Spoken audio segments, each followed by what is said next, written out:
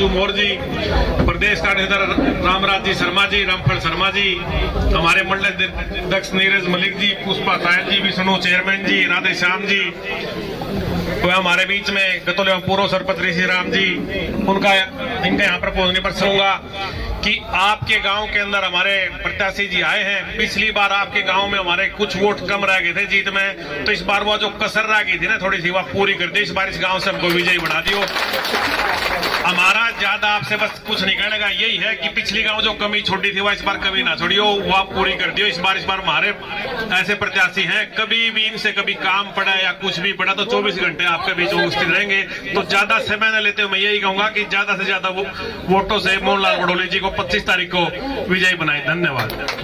जिला के अध्यक्ष राजकुमार मोर जी, जिनकी यहाँ पर रिश्तेदारी भी है, उनका भी मैं स्वागत करता हूँ। और इतनी संख्या में मेरे गांव से नौजवान साथी, बुजुर्ग, माताएं, बहनें पहुंची हैं, आपका मैं स्वागत भी करता हूं, अभिनंदन भी करता हूं और चरण स्पर्श भी करता हूं कि आप इतनी संख्या में मोहनलाल जी को सुनने के लिए पहुंचे। मेरा तो मेरे गांव वाले से एक ही अपील है, आपने ज्यादा से ज्यादा मेरा मान सम्मान रखते हुए, मोहनलाल बड़ोली जी का मान सम्मान रखते हुए ज्यादा से ज्यादा वोटें कमल के फूल पर डालनी है। यहाँ पर हम पिछली बार जो हमारी वोट परसेंटेज थी वो अच्छी थी, सभी ने मिलकर, सभी साथियों ने मिलकर वोट डाला था भारतीय जनता पार्टी को। अब भी मैं चाहता हूं उससे भी हमारी ज्यादा वोट आए कि मेरा गांव कमासखेड़ा में अच्छी सुविधाएं हैं, बैंक है, स्टेडियम है, जो सुविधाएं होनी चाहिए। हमारे 1100 वोट होने के बाद भी अच्छी सुविधाएं हमारे गांव में। और जो हमारे गांव का भाईचारा है, सबसे बड़ा भाईचारा, आज तक जैसे मैं बहुत गांवों में गया हूं, मेरे गांव का भाईचारा कोई नुगल जहाँ टाइप पीते सब इकट्ठे रहते हैं। तो मैं अपने गांव के भाईचारे को सलाम करते हुए, और आपने जो इतनी ज्यादा संख्या में यहाँ पहुंचे हैं और जो मेरे साथी पहुंचे हैं, मोहनलाल जी का समय कम है, मैं ज्यादा बात पांडे जी संदीप के गांव से आए। इस चौपाल में उपस्थित सभी मेरे पूजा के योग्य बुजुर्गों, नौजवान साथियों, पूजा के योग्य मेरी माता और बहनें, चाहकार पत्रकार साथियों, आप सभी ने प्रधानमंत्री नरेंद्र मोदी जी का 10 वर्ष का शासन, सबका साथ, सबका विकास, सबका प्रयास और सबके विश्वास के साथ 36 बिरादरी को न्याय देते हुए गरीब कल्याण की अनेक योजनाएं चलाने का काम किया है। और आप सभी ने देखा कि इस प्रकार से पूरे देश में समान विकास के काम हुए। अगर सड़कें बनी तो पूरे देश में बनी। देश के प्रत्येक जिले को नेशनल हाईवे से जोड़ने का काम किया है। और जब प्रत्येक जिले को नेशनल हाईवे से जोड़ा तो आपके जींद को 8 नेशनल हाईवे मिले, जो बहुत बड़ी उपलब्धि है।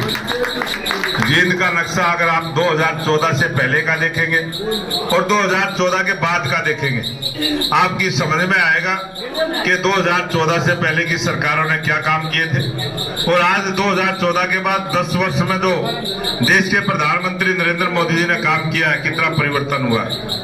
आपने हर जगह परिवर्तन नजर आएगा। जिले में 14 यूनिवर्सिटी है और जींद जिले में भी यूनिवर्सिटी बनाने का काम किया है, मेडिकल कॉलेज बनाने का काम किया, बस अड्डा बनाने का काम किया। बहुत सारे ऐसे काम हुए जो इस 10 वर्षों में तेज गति के साथ देश में विकास हुआ है। और इस जुलाना में भी एक मेरी योजना है कि यहाँ औद्योगिक सेक्टर काट के नए बच्चों को रोजगार के नए अवसर मिले, क्योंकि ये जो प्रत्येक जिले को जोड़ने की जो योजना मोदी जी की है वो यही है कि प्रत्येक जिले में औद्योगिक सेक्टर भी विकसित हो, ताकि वहां का जो लोकल घरेलू उद्योग है उसको बढ़ावा भी मिलेगा। बहुत सारे हमारे ऐसे छोटे छोटे शहर है, उसमें कोई ना कोई चीज बनती थी, लेकिन समय टेक्नोलॉजी का जमाना, वो हाथ की दस्तकारी कम हो गई और मशीनरी युग आ गया। लेकिन देश के प्रधानमंत्री नरेंद्र मोदी जी ने उस युग के अंदर भी अपनी जो महिलाओं के लिए अनेक योजनाएं दी है। 50% का आरक्षण पंचायतों में, जिला परिषद में, ब्लॉक समिति में, नगर पालिकाओं में। वही देश की जो आजादी के बाद पहली नई संसद बनी है उसका भी अधिवेशन बुला के महिलाओं को 33% का आरक्षण देने का काम किया। महिलाओं को 26 जनवरी को आप सबने देखा होगा किस प्रकार से परेड का जो नेतृत्व था वो महिलाओं के द्वारा हुआ।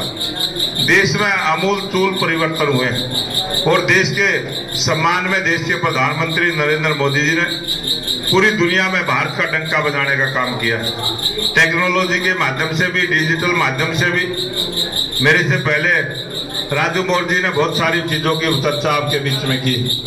मैं इतना सा ही निवेदन करूंगा कि आज जो है 2024 का चुनाव है, ये इस देश को विकसित राष्ट्र बनाने का चुनाव है, इस देश को मजबूत भारत बनाने का चुनाव है। इस देश से भय, भूख और भ्रष्टाचार दूर हो, इस प्रकार का संकल्प देश के प्रधानमंत्री नरेंद्र मोदी जी ने लिया है, उसको पूरा करने का ये चुनाव है। इसलिए मैं आप सबसे निवेदन करूंगा, ये आपकी वोट महिलाओं को सम्मान दिलाने का काम करेगी, ये आपकी दी हुई वोट युवाओं को नए रोजगार के अवसर देगी, ये आपकी दी हुई वोट किसानों के सम्मान निधि को देने का काम करेगी, और ये आपकी दी हुई वोट गरीब कल्याण की अनेक योजनाएं चलाते हुए इस देश से गरीबी को दूर करने का काम करेगी। मैं आप सबसे निवेदन करूंगा कि जो वातावरण आज देश में बना है कि अब की बार 400 पार, पूरा जोश के साथ बोलेंगे, अब की बार 400 पार, अब की बार 400 पार, अब की बार 400 पार, तीसरी बार, तीसरी बार। और मोदी जी ने एक राम राम भी आपके लिए भेजी है। ये राम राम भगवान श्री राम का मंदिर 500 वर्षों से, जो बहुत सारे अपने देश में ऐसे लोग भी थे जो कहते थे राम तो काल्पनिक है, और वो आज उसी बात को लेके राजनीति भी करते हैं कि भारतीय जनता पार्टी तो राम का नाम लेके राम के सहारे से चुनाव लड़ रही है। हम कहते हैं इस चौपाल में राम का नाम तो हमारी रोम रोम में राम बसे है, राम के बगैर तो कुछ हो ही नहीं सकता। राम तो हम सांस लेते हैं, हर सांस में राम का नाम लेते हैं, तो राम के बगैर हमारा काम भी नहीं चलता, इस देश का काम भी नहीं चलता। यह भावनाओं से जुड़ा हुआ, हर आदमी कल्पना करता है कि राम राज आए, और रामराज जब आएगा जब मोदी जी ने जिस प्रकार से योजनाएं चालू की हैं, वो जब पूरी योजनाएं चालू हो जाएंगी तो रामराज आ जाएगा। ये जो एक भारत श्रेष्ठ भारत और दुनिया में